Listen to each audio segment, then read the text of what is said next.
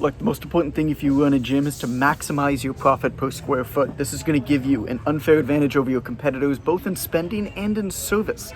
If you can spend more than your competitors can locally, you're going to be able to out-advertise them.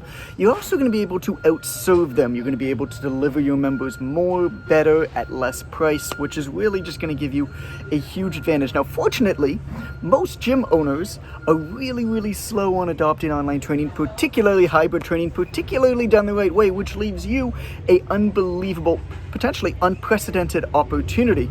The question is, how are you going to rise above it? And that's what I'm going to talk to you about here, about how to actually put it into place. Now, the other benefit, of course, is you're going to be able to plug a big leak in your gym. Well, what happens if you own a gym and your clients move away? Previously, you weren't able to keep working with them. You'd lose money. What happens if your client wants to refer somebody who perhaps doesn't live close to you? Again, you couldn't take them on before. Now you can. Fantastic. Every single gym should have some sort of a hybrid structure. Okay, most commonly, and there's a lot of ways to do this, and what I'm going to describe is basically how to set up the structure, and then you can figure out, I'm going to give you an example too of somebody who did it, but you can figure out exactly how to put this into place for you. But the most common structure actually has 3 different service options. So service option number 1 at the lowest level is just purely online. Service option number 2 is online with some in-person activities, maybe access to group classes or something like that, or some sort of a la carte service. I'll explain what I mean by that. And service level number 3 is always just a super expensive option. All the frills, you always want to have that because there's always going to be people who are going to pay it. Fantastic. So service number 1, that's purely remote, right? This is where you offer the direction, the support, and accountability. Basically, your expertise, your trainer's expertise. This is going to be programming. This is going to be the type of stuff that anybody can work with your gym, with your facility, with your brand, wherever they are, potentially in the world. Somebody travels for vacation or whatever it is, you can still serve them. A client moves away, a client wants to refer somebody, you can still serve them with this lowest level option. This should be actually what your membership option is. You need to have an online platform where you're going to be able to serve them.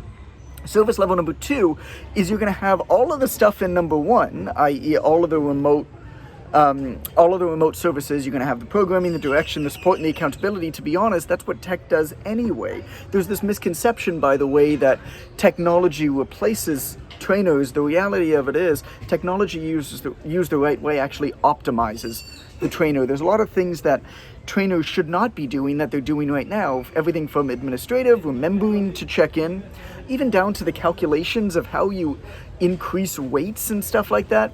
It just, all of this stuff is done better by computers anyway, which means that trainers shouldn't be doing it. So service level number 2, you have everything from level 1, right, from the online support, and then you either have access to maybe some group classes. If you do group fitness classes, people can show up to, 3 a week, or they have unlimited access to group classes, however you function.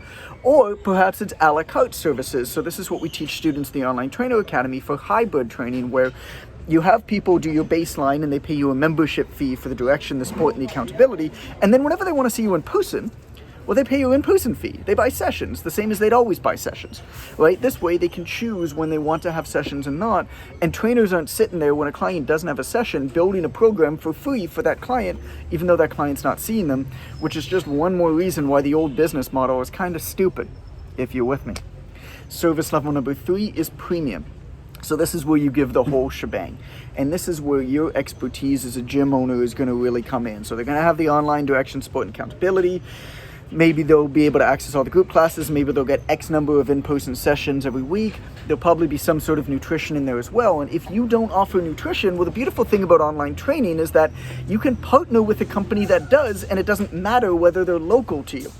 So you can find an online nutrition company and basically be the in-between, pay them X amount of dollars per customer, you charge Y amount of dollars per customer, you keep the difference, right? The opportunities, the options here are endless. When you have any kind of an online component as a gym owner, that's a really, really cool thing. So let me tell you an example about Jesus Acuna. He's out in Tucson, Arizona, and he owns a small little facility. When COVID hit last March 2020, he actually made $2,000 more per month. Yeah, that's right, $2,000 more per month when his gym shut down. The month that his gym shut down. The month after that, he made $3,000 more. The month after that, he made $4,000 more. And every single month now, he actually called me. He's like, should I open back up my gym? And we basically decided that, he decided, but one of the things I told him is like, you are in the perfect opportunity now as a gym owner. You don't have to be a slave to your gym. You can be there and you can enjoy it when you want to enjoy it and not worry about making the majority of your revenue from the gym. Like, that's perfect. So that's what he did. He opened back up his gym, but now he doesn't have the pressure or the stress of having to fund that gym with just the in-person activities. The online stuff that he does through his gym basically pays for his gym, and now his gym is a place where he hangs out with his friends and his clients and makes a bit extra, and by the way, spends more time with his family, which is fantastic. So Jesus has exactly the layout that I told you, right? He has the online component where he has purely online clients, some transformation clients at more of a high ticket, some less high ticket, and then he has in-person group classes. And basically call it a silver and gold level. You know, the gold level is people who just attend the gold level is people who do the online stuff and attend the classes in the gym. That's how you structure it. It's not complicated. You can see how once you have that idea of the 3 different levels, call them bronze, silver, gold, you can start to mesh it together with everything that you're already doing and basically put different package structures. The most important thing is you have one only online version that you can offer to people who maybe don't live close. And that's your baseline for your gym. That's basically your membership for your gym. That's how you incorporate online training to it. Hope that helps.